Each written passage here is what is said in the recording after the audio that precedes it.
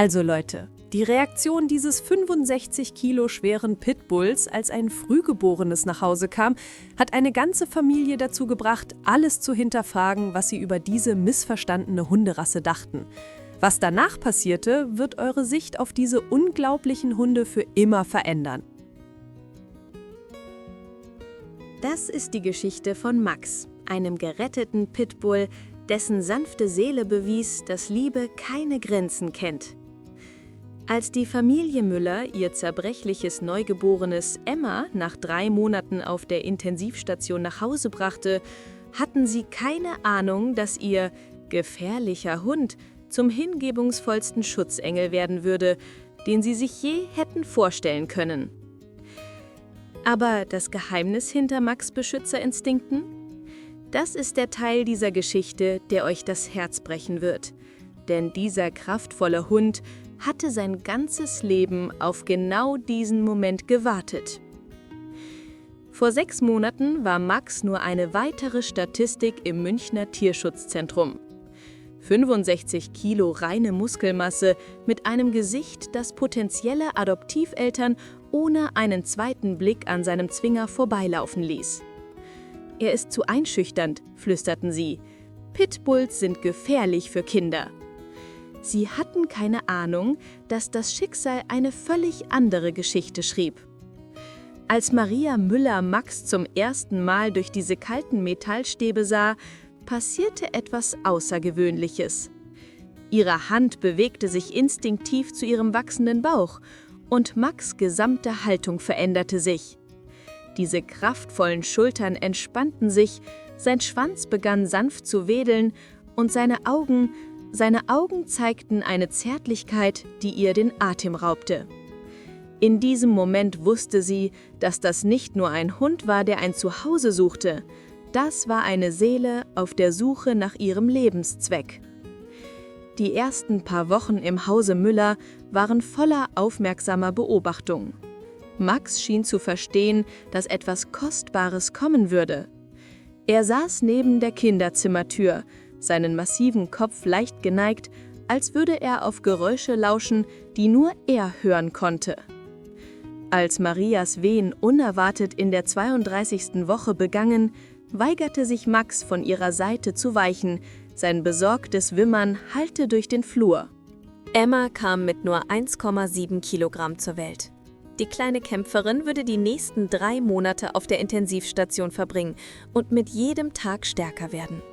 Aber hier kommt das, womit niemand gerechnet hatte. Jeden einzelnen Tag positionierte sich Max um genau 18 Uhr neben der Haustür und wartete darauf, dass seine Familie von ihren Krankenhausbesuchen zurückkehrte. Seine Nase suchte an ihrer Kleidung nach jeder Spur von dem Duft des Babys, sein Schwanz wedelte hoffnungsvoll. Die Schwestern in München, Hamburg, Berlin und Köln haben unzählige Familien mit Frühgeburten kämpfen sehen. Aber als die Familie Müller Fotos von Max teilte, der zu Hause wartete, waren selbst die erfahrensten Intensivschwestern zu Tränen gerührt. »Dieser Hund weiß es«, sagte Schwester Petra vom Münchner Kinderkrankenhaus. »Er bereitet sich darauf vor, sein Baby zu treffen.« Ich weiß, viele von euch haben noch nicht abonniert und ehrlich gesagt, das bricht mir ein bisschen das Herz. Diese Geschichte wird noch viel unglaublicher und ich möchte nicht, dass ihr verpasst, was passiert, wenn Max Emma endlich von Angesicht zu Angesicht begegnet. Der Tag kam endlich. Nach 89 Tagen im Krankenhaus kam Emma nach Hause. Die Autofahrt fühlte sich endlos an für Maria und Klaus. Ihr kostbares 2,7 Kilogramm schweres Wunder schlief friedlich in ihrem Autositz. Aber nichts hätte sie auf das vorbereiten können, was sie an ihrer Haustür erwartete. Max wusste es irgendwie. Bevor das Auto überhaupt in die Einfahrt einbog, war er bereits neben der Haustür positioniert, sein ganzer Körper zitterte vor Erwartung. Nicht vor Aufregung oder Aggression, sondern vor etwas Tieferem. Etwas, das zum Kern dessen sprach, was es bedeutet, bedingungslos zu beschützen und zu lieben. Als Maria die Babyschale durch die Haustür trug, ließ Max' Reaktion alle sprachlos zurück. Dieser 65 Kilogramm schwere Kraftprotz, diese Rasse, die die Gesellschaft als gefährlich abgestempelt hatte, tat etwas, das alles veränderte. Er legte sich sofort auf den Boden, drückte seinen Bauch gegen die kühlen Fliesen und machte sich so klein und ungefährlich wie möglich. Als Klaus die winzige Emma vorsichtig aus ihrem Autositz hob, wandte Max seine Augen nie von dem Baby ab. Seine Atmung wurde langsam und bewusst, als hätte er Angst, dass selbst das Geräusch seines Atems ihren friedlichen Schlaf stören könnte. Und dann, der Moment, der mir immer noch Gänsehaut bereitet: Emma öffnete ihre Augen zum ersten Mal in ihrem neuen Zuhause und diese winzigen Pupillen fokussierten sich direkt auf Max' sanftes Gesicht. In diesem Augenblick entstand eine unzerbrechliche Bindung. Eine Verbindung so rein und beschützend, dass sie neu definierte, was diese Familie über Liebe und Loyalität zu wissen glaubte. Aber was in Emmas erster Nacht zu Hause passierte, da offenbarte sich Max' wahre Natur auf eine Weise, die die ganze Familie dazu brachte zu hinterfragen, ob manche Hunde wirklich Engel sind, die vom Himmel gesandt wurden. Was dann passierte, lässt Maria immer noch erschaudern, wenn sie diese Geschichte erzählt. Max begann das sanfteste, zärtlichste Summen von sich zu geben, fast wie ein Schlaflied. Und unglaublich, Emma beruhigte sich innerhalb von Sekunden wieder in friedlichen Schlaf. Das wurde ihr nächtliches Ritual. Jedes einzelne Mal, wenn Emma sich regte, war Max da und spendete Trost mit seiner eigenen einzigartigen Stimme. Aber der wahre Test kam während Emmas 3. Woche zu Hause.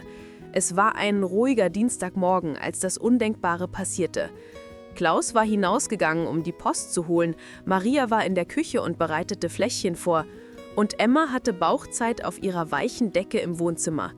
Plötzlich fehlzündete ein Lieferwagen direkt vor ihrem Fenster. Das Geräusch war ohrenbetäubend laut, wie ein Schuss. Emma, erschreckt von dem explosiven Lärm, begann auf diese herzzerreißende Art zu weinen, wie nur Frühchen weinen können. Aber bevor ihre Eltern überhaupt reagieren konnten, war Max bereits in Bewegung.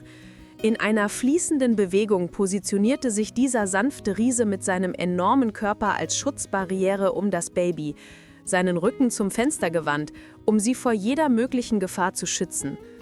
Max begann dieselben sanften Summgeräusche zu machen, aber diesmal legte er vorsichtig seinen massiven Kopf neben Emmas winzigen Körper und schuf ein Kokon von Wärme und Sicherheit. Innerhalb von Momenten hörte ihr Weinen auf. Sie streckte tatsächlich ihre kleine Hand aus und berührte sein Fell. Was denkt ihr, schafft diese Art von Bindung? Sind es natürliche Schutzinstinkte oder sind manche Tiere einfach als Beschützer geboren? Teilt eure Gedanken in den Kommentaren. Als die Monate vergingen, bewies Max seine unglaubliche Intuition bei Emmas erster Geburtstagsfeier. Emma machte ihren allerersten wackeligen Schritt. Direkt zu Max, der sofort seinen 65-Kilo-Körper senkte und sie in seine wartenden Arme aufnahm. In diesem magischen Moment erkannte jeder, wahre Liebe zeigt sich nicht durch Größe, sondern durch bedingungslose Hingabe.